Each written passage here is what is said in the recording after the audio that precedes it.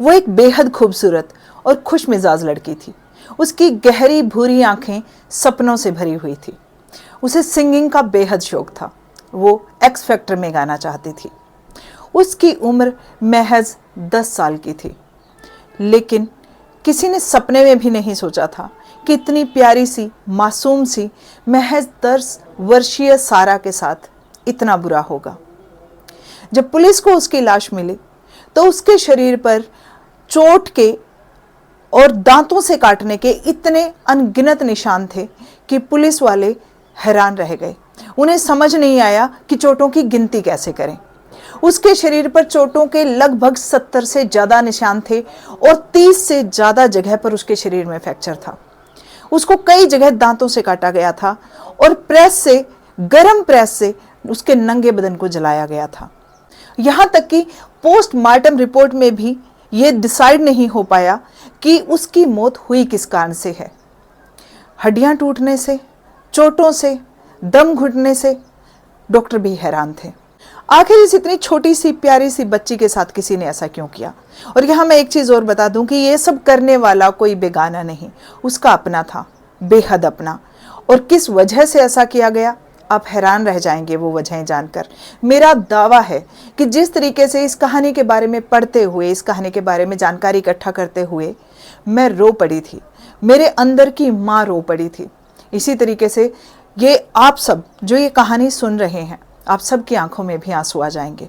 कृपया अंत तक कहानी जरूर देखें। सारा की लाश उसके घर में 10 अगस्त 2023 को बरामद हुई। उसके कातिलों पर मुकदमा चलाया गया और 17 दिसंबर 2024 को उन सब के खिलाफ फैसला सुनाया गया।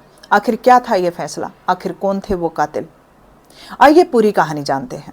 बात शुरू होती है 2003 में, जब पाकिस्तान निवासी उरफान शरीफ पढ़ने के लिए यूके जाता है, जहां उसकी मुलाकात पोलैंड से बिलोंग करने वाली ओल्गा से होती है।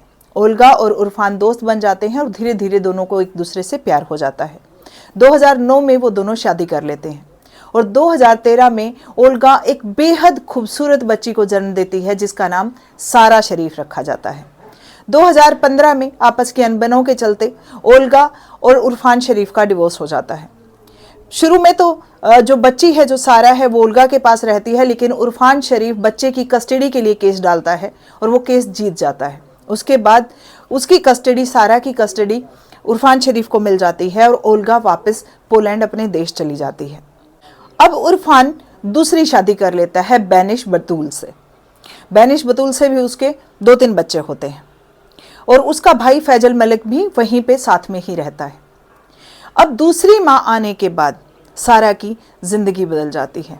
जैसा कि अक्सर देखने को मिलता है कि ज़्यादातर दूसरी माएँ पहली जो बीवी से अगर उनके पति के कोई बच्चा है तो उसको माँ जैसा प्यार नहीं दे पाती, और इस घर में भी ऐसा ही होता है। सारा के ऊपर अत्याचारों की लिस्ट लंबी होती चली जाती है। उस छोटी सी मासूम बच्ची को कभी बेल्ट से मारा जाता है, कभी उसको प्रेस से जला दिया जाता है, कभी उसे थप्पड़ों से मारा जाता है। और ये अत्याचार सिर्फ उसकी सौतेली माँ नहीं बल्कि उसका पिता भी करता था। कई बार स्कूल वालों ने भी ये नोटिस किया कि सारा के चेहरे पर, उसकी जांघों पर, उसकी कमर पर अक्सर बहुत ज़्यादा पिटाई के निशान होते हैं। सारा की एक सहेली ने बताया कि सारा के शरीर पर अक्सर चोट के बहुत ज़्यादा निशान होते थे। पूछने पर वो अलग अलग बहाने बना दिया करती थी। कभी कहती थी कि मैं बाइक से गिर गई, कभी सीढ़ियों से गिर गई, इसी तरीके के बहाने बना दिया करती थी। सबूत इकट्ठा करने के दौरान बैनिश बतूल के भी मोबाइल से, व्हाट्सएप से कुछ ऐसे सबूत मिले जिनसे पता चला कि उरफान शरीफ किस कदर सारा पर अत्याचार किया करता था। बैनिश बतूल ने अपनी बहनों को एक बार बताया कि खेलते खेलते गाड़ी की चाबी कहीं पर सारा ने छुपा दी, जिससे उरफान शरीफ इतना ज़्यादा नाराज़ हो गया कि उसने पूरी रात सारा से दंड बैठक लगवाई और वो बेचारी लड़की सुबह मेरे पास किचन में आकर बेहोश हो गई। एक बार और उसने अपनी बहन को, अपनी कजन सिस्टर को कुछ इस तरह का मैसेज भेज रखा था कि हम सबको उरफान ने एक अलग कमरे में बंद कर दिया है और वो दूसरे कमरे में सारा की बहुत बुरी तरह से पिटाई कर रहा है। वो इतनी पिटाई कर रहा है कि सारा को शायद फ्रैक्चर हो गया है और मुझे लगता है कि मुझे एक दिन इसकी रिपोर्ट करनी पड़ेगी। और उसने ये भी कहा कि हमें भी डर लग रहा है कि कहीं हमारे ऊपर भी उरफान हाथ उठाना शुरू ना कर दे। लेकिन ऐसा कभी नहीं हुआ। ना ही तो बैनिश बतूल ने कभी कोई ऐसी रिपोर्ट की। सारा के लिए कि उसकी जो बेटी है उसको पीटा जाता है, और ना ही कभी ऐसी कोई रिपोर्टिंग की कि उनके ऊपर कोई हाथ उठाया गया। इस तरह के कोई सबूत भी नहीं मिले। यानी उनके घर में जिस इंसान पर, जिस शख्स पर सिर्फ अत्याचार होते थे वो कोई और नहीं, बस वो मासूम सी बच्ची सारा ही थी। वो दोनों पति पत्नी मिलकर सारा जो अपना गुस्सा है, फ्रस्ट्रेशन है, वो उसी पर निकालते थे। यहाँ पर बीच में एक बात मैं ज़रूर कहना चाहूँगी कि अक्सर हम देखते हैं कि घरेलू हिंसा बहुत नॉर्मल है। हमारे भारत में अक्सर पति पत्नी एक दूसरे को पीटते हुए, झगड़ते हुए, बच्चों को मारते पीटते अक्सर हमें दिख जाते हैं। हमारे घरों में भी ऐसा होता है, जिसे हम बड़े लेवल पर इग्नोर करते हैं। पर ये इग्नोर करने लायक चीज़ नहीं है। अति हर चीज़ की बुरी है। इतनी अति कि बच्चे के शरीर पर निशान पड़ने लग जाएं, इतनी अति कि बच्चे की रोज ही पिटाई हो रही है। बच्चे की ही क्यों, चाहे किसी बड़े की भी सही, चाहे पति पत्नी का भी अगर आपसी झगड़ा रोज रोज होता है तो वो नॉर्मल नहीं है। ये सब आपकी बीमार मानसिक स्थिति का परिचायक है। इस पर ध्यान देने की जरूरत है। खैर, आइए सारा के बारे में और बात करते हैं। सारा स्कूल में जब जाती थी अपनी टीचर्स को अक्सर गाने गा के सुनाया करती थी। उसकी टीचर ने एक इंटरव्यू में बताया कि मुझे सिर्फ उसके वो मासूम गाने याद रहेंगे जब वो हमेशा मेरे सामने गाती थी, हमेशा चहकती रहती थी, सभी अपनी सहेलियों का ख्याल रखती थी, वो बहुत हंसमुख थी और वो कहती थी कि उसे एक्स फैक्टर में गाना है। ऐसा नहीं है कि किसी ने नोटिस नहीं किया कि सारा को जिंदगी में कुछ ठीक नहीं है। उसकी टीचर ने एक बार इस मामले में रिपोर्ट भी किया था। इरफान से इस बारे में पूछताछ भी की गई थी। इस मामले में यूके में बहुत बड़ी बहस भी शुरू हो गई कि जब रिपोर्ट किया गया कि एक बच्चे की ज़िंदगी में कुछ नॉर्मल नहीं है, उसके साथ शायद घरेलू हिंसा हो रही है, डोमेस्टिक वायलेंस हो रहा है, और यहाँ तक कि पुलिस उसके माँ बाप से पूछताछ भी करने पहुंची, लेकिन इस बारे में कोई एक्शन नहीं लिया गया। एक नॉर्मल पूछताछ के बाद एक नॉर्मल इंक्वायरी बैठा के इस सबको छोड़ दिया गया और उसका रिजल्ट ये निकला कि एक दिन बिस्तर में सारा की लाश मिलती है। सारा की शरीर पर चोट के इतने गहरे निशान पाए जाते थे, उसके ऊपर इतनी ज़्यादा हिंसा की जाती थी कि उस छोटी सी उम्र में उसे मेकअप के नीचे छुपाना पड़ता था, उसे हिजाब पहनाया जाता था। हिजाब किसी धार्मिक वजह से नहीं पहनाया जाता था, बल्कि उसकी चोटों के निशानों को छुपाने के लिए पहनाया जाता था। अगर कोई मुस्लिम बहन भाई मेरी ये वीडियो सुन रहे हैं तो कृपया मुझे करेक्ट करें, क्योंकि जहाँ तक मेरी नॉलेज कहती है शायद 12 वर्ष की उम्र से लड़कियों को हिजाब पहनाना मुस्लिम धर्म में शुरू किया जाता है, लेकिन सारा तो महज 10 साल की थी। तो उसकी जो टीचर्स ने बताया, जो उसकी सहेलियों ने बताया, वो बताया कि वो हिजाब इसलिए पहनती थी कि उसकी चोट के निशान छुप सके। अब बेनिश बतूल के मामले में कुछ लोग यहाँ कहेंगे कि उसे तो दया आती थी, वो तो अपनी बहनों को लिखती थी कि सारा कोई पिटाई की जा रही है। फिर बेनिश बतूल इस मामले में हिस्सेदार कैसे हुई, सारा के ऊपर हिंसा करने में हिस्सेदार कैसे हुई, इसकी जानकारी भी मैं आगे दूंगी। आगे आप खुद समझ जाएंगे कि मैं ऐसा क्यों कह रही हूँ। अब होता क्या है कि एक दिन सरी, लंदन में एक सरी नाम का शहर है जहाँ पर इरफान मलिक टैक्सी चलाया करता था अपने भाई फैजल मलिक के साथ। दोनों भाई टैक्सी चलाते थे। अब इरफान मलिक पाकिस्तान से वापस पाकिस्तान आ जाता है और पाकिस्तान से सरी पुलिस को एक कॉल जाती है जिसमें एक शख्स कहता है कि मेरा नाम इरफान शरीफ है और मैं सरी में हमद रोड पे रहता हूँ और मैंने अपनी बेटी की हत्या कर दी है। मैं अपनी बेटी को मारना नहीं चाहता था, मैं उसकी शैतानी के लिए उसे सज़ा देना चाहता था, लेकिन वो मर गई। मैं सरेंडर कर दूंगा कुछ दिन बाद आकर, लेकिन अभी जाकर मेरी बेटी की लाश वहाँ से उठा ली जाए और क्योंकि मेरी बेटी एक मुस्लिम है, उसे मुस्लिम रीति रिवाज से उसका दाह संस्कार किया जाए, उसका अंतिम क्रिया की जाए। अब पुलिस वहाँ पर पहुँचती है जहाँ पर एक रूम में पुलिस को चद्दर में लिपटी हुई उस मासूम की लाश मिलती है। माफ़ कीजिएगा, उस मासूम की लाश मिलती है जिसे क्रिकेट बैट से पीट पीट कर मारा गया था, जिसके शरीर पर, जैसा कि मैंने शुरुआत में बताया, अनगिनत चोटों के निशान थे, जिसे प्रेस से जलाया गया था। उसके नंगे बदन पर निशान थे बाकायदा कि प्रेस को पूरा गर्म करके उसे जलाया गया है।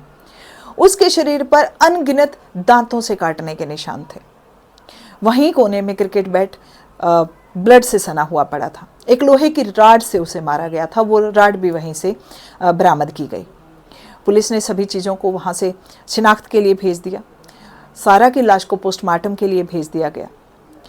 पोस्टमार्टम में डॉक्टर ये बताने में नाकामयाब रहे कि सारा की मृत्यु कैसे हुई, क्योंकि इतनी अनगिनत वजहें थी। न जाने हड्डियां टूटने से उसकी मौत हुई, न जाने दम घुटने से उसकी मौत हुई, या असहनीय दर्द, वो पीड़ा वो सहन नहीं कर पाई और उसकी मौत हो गई। उसके बाद उसकी अंतिम क्रिया कर दी जाती है और पाकिस्तान पुलिस को खबर कर दी जाती है। पाकिस्तान पुलिस तुरंत हरकत में आती है, तुरंत एक्शन लेती है और पाकिस्तान पुलिस जल्द ही इन तीनों का पता लगा लेती है। उसके बाद इन तीनों को, बच्चों को वहीं पाकिस्तान में उनके ग्रैंड पेरेंट्स के पास छोड़ दिया जाता है। उरफान शरीफ, बेनिश बतूल और फैजल मलिक तीनों को वाया दुबई वापस यूके भेज दिया जाता है। यूके पुलिस पहले से ही मुस्तैद थी, उन्हें पता था कि ये लोग आने वाले हैं। 13 सितंबर 2023 को ये लोग यूके दोबारा पहुंचते हैं, जहां पर इन्हें एयरक्राफ्ट में ही गिरफ्तार कर लिया जाता है। इसकी वीडियोस भी आपको यूट्यूब पर और गूगल पर अवेलेबल मिल जाएंगी, जहां एयरक्राफ्ट के अंदर ही इन तीनों को गिरफ्तार किया जा रहा है। शुरुआती मुकदमे के दौरान ये तीनों अपने आप को नॉट गिल्टी बताते हैं। शायद इनके एडवोकेट ने इस तरह का इनका कोई सजेशन दिया होगा। जब भी जज इनसे पूछता है कि क्या आप लोगों ने ऐसा कुछ किया है, क्या आप अपने आप को गिल्टी मानते हैं, तो ये तीनों कहते हैं कि नहीं, हमने सारा का कत्ल नहीं किया और हम गिल्टी नहीं हैं। लेकिन 13 नवंबर 2023 तक आते आते उरफान शरीफ टूट जाता है और कोर्ट में एक दिन रो रो कर बयान देता है कि हाँ, मैंने ही अपनी बेटी को मारा है। मैं इतना फ्रस्ट्रेट हो गया था उसकी शैतानियों से कि उसे सजा देना चाहता था। अब जब जज ने पूछा कि क्या आपने मारने के साथ साथ उसे दांतों से भी काटा है, तो उरफान शरीफ मना कर देता है। उरफान शरीफ से जब उसके दांतों का सैंपल लेने के लिए पूछा जाता है तो वो उसके लिए यस कर देता है। अब यही बात जब सारा के चाचा यानी उरफान शरीफ के भाई फैजल मलिक से पूछी जाती है तो वो भी मना कर देता है। अब जब बेनिश बतूल से ये बात पूछी जाती है कि क्या आपने सारा को दांतों से काटा है, तो वो मना कर देती है। लेकिन जब उससे उसके दांतों के सैंपल लेने के लिए कहा जाता है तो बेनिश बतूल दांतों का सैंपल देने से मना कर देती है।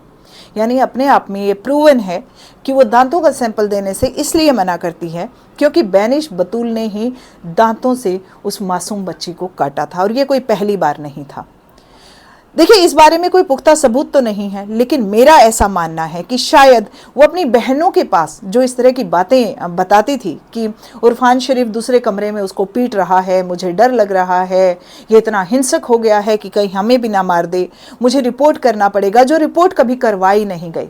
मुझे लग रहा है कि वो सिर्फ अपनी बहनों की, अपनी फैमिली की, अपनी उसका मायका था वहाँ पर अपने लिए सहानुभूति बटोरना चाह रही थी।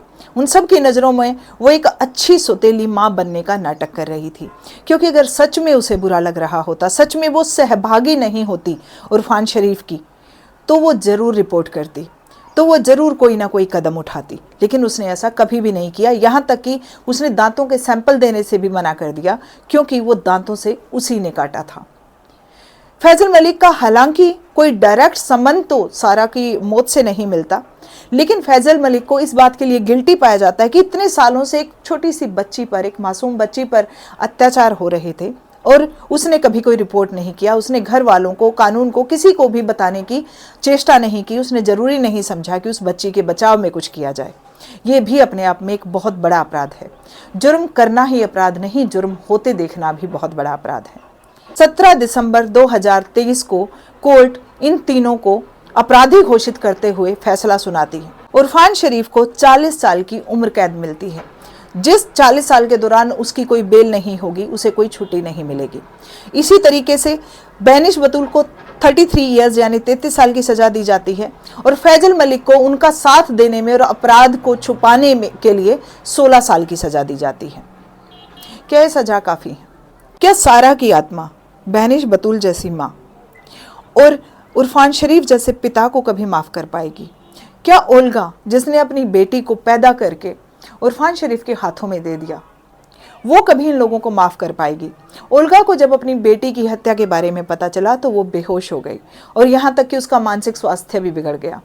उसका डॉक्टरों के पास इलाज चल रहा है। इस दौरान उसने लेटर भेजा और सोशल मीडिया पर पोस्ट करके कहा, मेरी मासूम बेटी के हत्यारों को कड़ी से कड़ी सजा दी जाए, उन्हें किसी भी तरीके से माफ़ ना किया जाए। मेरी बेटी को ईश्वर अपनी पनाह में ले, उसकी आत्मा को शांति मिले। वो बेहद मासूम और प्यारी बच्ची थी। अब मैं आप लोगों से एक सवाल करना चाहती हूँ, क्या चल रहा होता है ऐसे पिता के, ऐसे माँ के, ऐसे पेरेंट्स के मन में? क्या उन्हें जरा सी भी दया नहीं आती, जरा सा भी रहम नहीं आता अपने ही बच्चे पर इस लेवल पर अत्याचार करते हुए? क्या उस पिता को पता ही नहीं चला कि वो लोहे की राड से उस बच्ची को मार रहा है? वो क्रिकेट बैट से उस बच्ची को मार रहा है और वो मर नहीं जाएगी। वो कह रहा है कि मैं उसे मारना नहीं चाहता था। और मारना कैसे चाहते हैं? क्या उसे नहीं पता था कि वो बच्ची इतना दर्द झेल नहीं पाएगी? आखिर आपको क्या लगता है इन घरेलू हिंसाओं की क्या वजह होती है? क्यों आखिर एक पिता अपनी ही बेटी पे सारा गुस्सा, सारी फ्रस्ट्रेशन निकालता है, जबकि दूसरी पत्नी और उसके बच्चों को उसने कभी हाथ भी नहीं लगाया? आपने कभी ऐसा नोटिस किया है कि कोई एक बच्चा, सिर्फ एक बच्चा टारगेट बन जाता है परिवार का, या कोई एक शख्स टारगेट बन जाता है, सभी उसको प्रताड़ित करने लग जाते हैं, चाहे उसका उतना बड़ा गुनाह भी ना हो? ऐसा आखिर क्यों होता है? इन वजहों को जानने की कोशिश जरूर करें। और जब भी अपने आसपास कहीं भी कोई इस तरह की घरेलू हिंसा देखें, कभी किसी बच्चे पर या किसी भी शख्स पर ऐसा अत्याचार होते देखें, तो कृपया संज्ञान जरूर लें।